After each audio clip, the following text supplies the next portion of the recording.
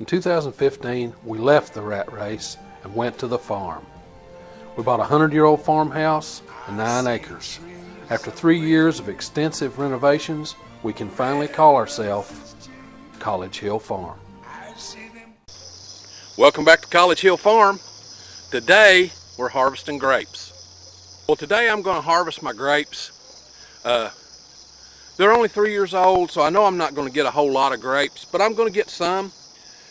I did have a little problem with my grapes. I came out yesterday morning and I caught a red fox getting his belly full. So I did lose some to a fox.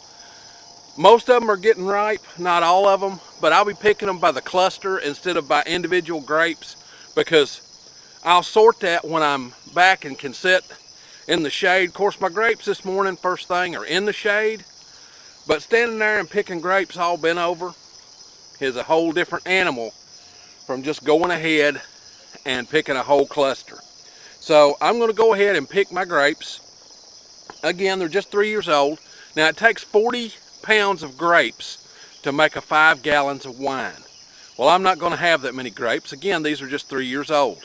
When you get to your homestead, the very first thing you need to do, plant grapes and fruit trees.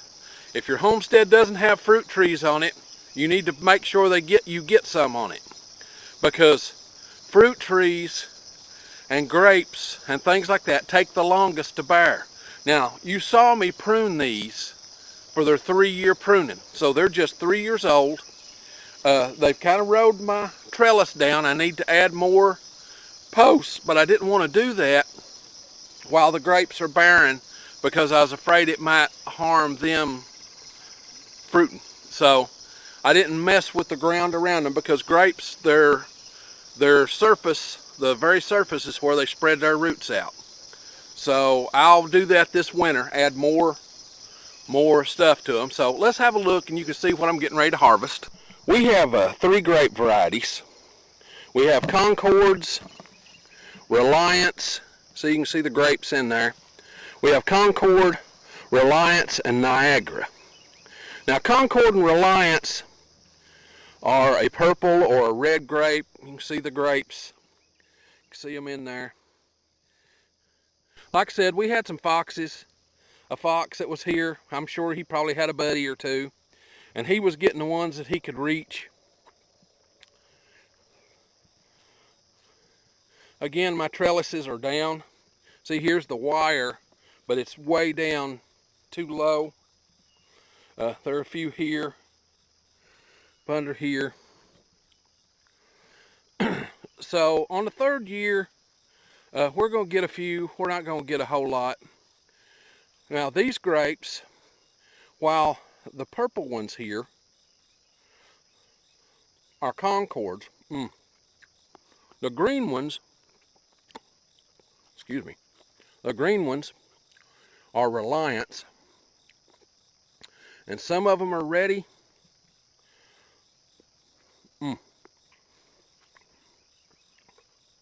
And some aren't.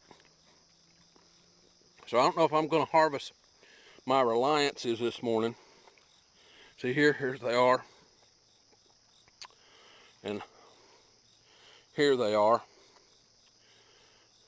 So I don't know if I'm going to harvest those, but we'll go ahead and harvest, or I'm sorry, those are the Niagaras. We'll go ahead and harvest the Reliances and the Concords. Now I'll show you.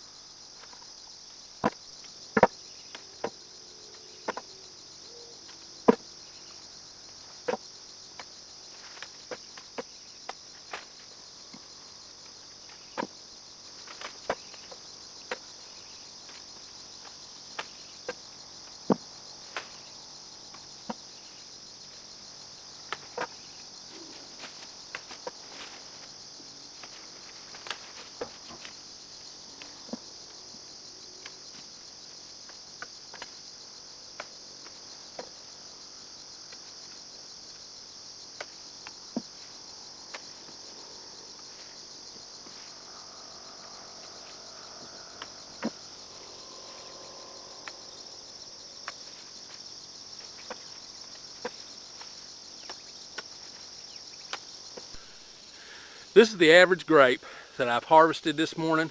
You'll notice that it's red, but there's some green, and most of them are ripe. You don't have time when you're harvesting grapes to harvest every single one of them, that individual grapes. I don't pick them that way. I pick them by the cluster. I've left quite a few clusters on. Let the foxes have them. Let the animals have them. Be good stewards of your property. Now, here is the result. I've got a 5-gallon bucket of a combination of Concord and Reliance. Now, that's more than I figured I was going to get, so I'm tickled with that.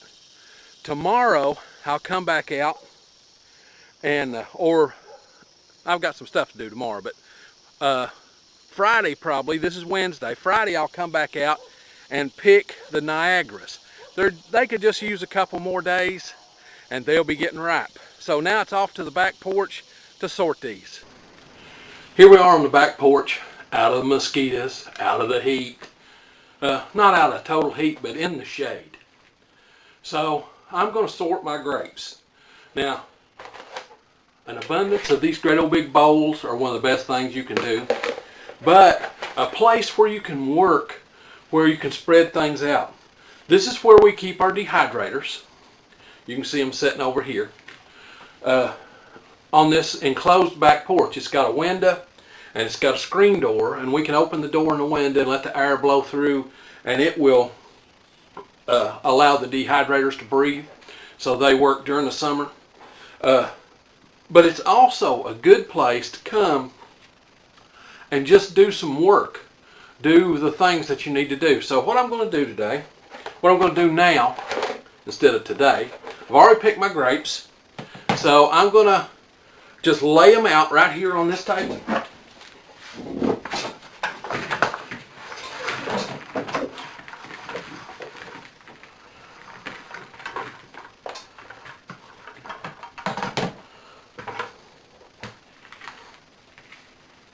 There they are. It wound up being a pretty good haul.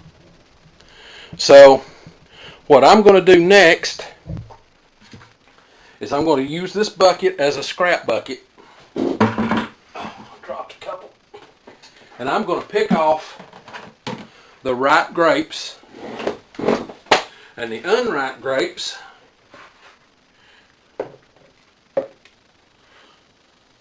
And I'm going to make sure I don't get those stems in there too. So I'm getting ready to process the grapes for the freezer. Now, this will take a while. You know, I may be at this an hour or more. But now, when I'm done, I'll take these grapes in and wash them and put them in gallon freezer bags.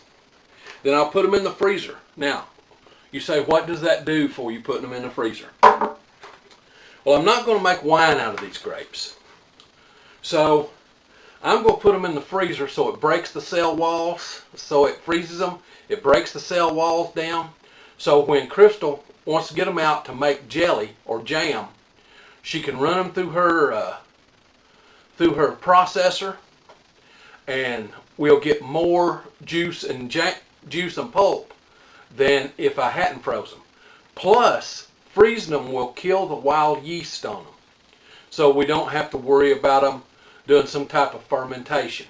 So that'll kill the wild yeast. Crystal will cook it too to make the jam, and then that's the way it'll be. So I'm going to take an hour or so, and I'll come back to you and show you how many I got. Today's grape harvest is in the books. I'll go take these in and wash them in the sink. Now, we have chlorinated water. We have county water. So I know that these are not going to be for wine. Oh, there's a spider. Get out of there. Okay. I know these are not going to be for wine. So I don't mind to wash them in chlorinated water. But if these were going to be for wine, which I didn't have enough to do wine this year. Next year I should have enough and show you the process all the way through. But this year I didn't have enough for wine. These will all go for jam and jelly. So I'll take these in, wash them up in the sink, and then put them in freezer bags. Okay, folks, here they are. 3 1-gallon bags, Concord and Reliance grapes.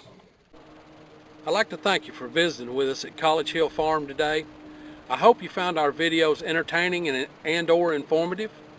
If you did, please like, share, subscribe, and comment on both Facebook and YouTube. Until then, I'll see you in the next video. Bye-bye.